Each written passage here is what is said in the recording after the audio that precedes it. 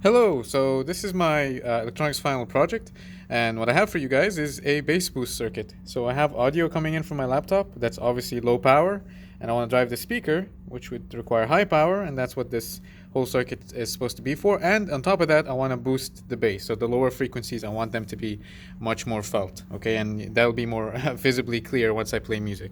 So to go over the components real quick, and hopefully the focus will be fine. I've tried to make the circuit as neat as possible on this breadboard.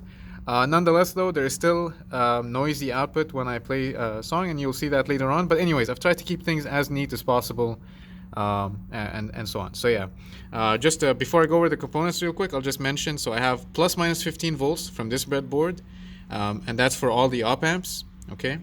And then I have plus minus 7 volts to actually drive the speaker. So that'll be the plus minus 7 is coming from this breadboard, from this cadet board device, what have you, and that's gonna be the one, the power actually supplying current to the speaker. Okay, so plus minus 15 for all the op amps, plus minus 7 for the speaker. Okay, so anyways, okay, to go over the components, this part over here, this is my preamplifier. So that's where my audio input is coming in. There's this capacitor to block any DC offset.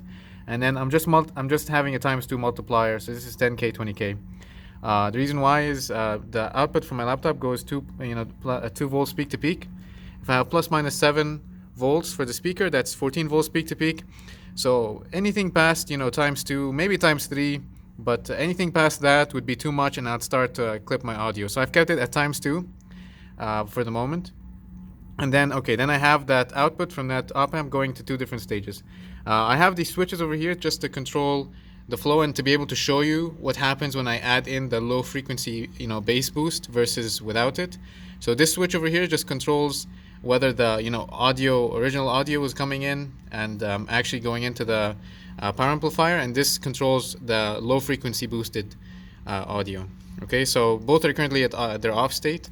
So that part goes, from from preamp goes straight to the switch, and then this is a mixer over here. So the mixer is gonna mix in the original audio, and if I have this on, the low frequency boosted audio, and this is just a summing amplifier, so that's also a very straightforward circuit. And then the output of that goes into my power amplifier. Okay, and I should note that each of these op amp ICs, they're dual op amp ICs actually. But for the sake of my wiring sanity, I haven't actually used both op amps in each one. Okay, and then so that's the mixing amplifier, and the inverting amplifier preamp is pretty straightforward. Then this is a 7th order Butterworth filter, so there's a lot more components stuck around over here, but that's mainly what it is. The cutoff frequency is somewhere around 300 to 350 hertz, and at 300 to 350 hertz, the gain should be 0.9. And above, and then below that it'll go closer to 1. Past 500 hertz, the gain goes below 0.1, and it decreases more and more after that. And so that could only have been achieved based on my initial design work with a 7th order Butterworth filter. So that took 3 op amps in total, and each IC has 2 op amps in it. That's why there are 2 ICs over there. Plus 1 real pole, just an RC filter. That's what these 2 are over here.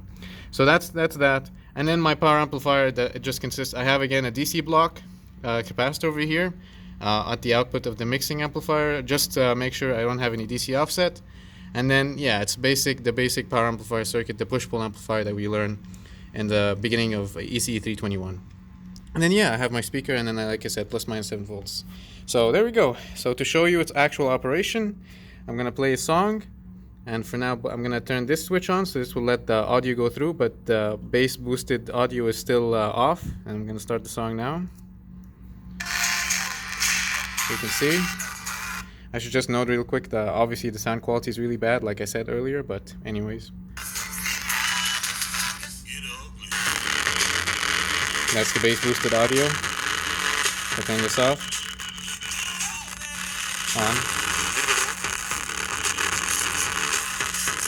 Off. And if I turn this off and just put the audio part, this is the low frequency part alone. Really ugly sound, but yeah. There you go.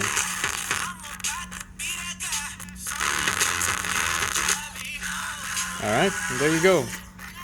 So you can see this does indeed work. I'm pretty happy about it, but yeah, there we go.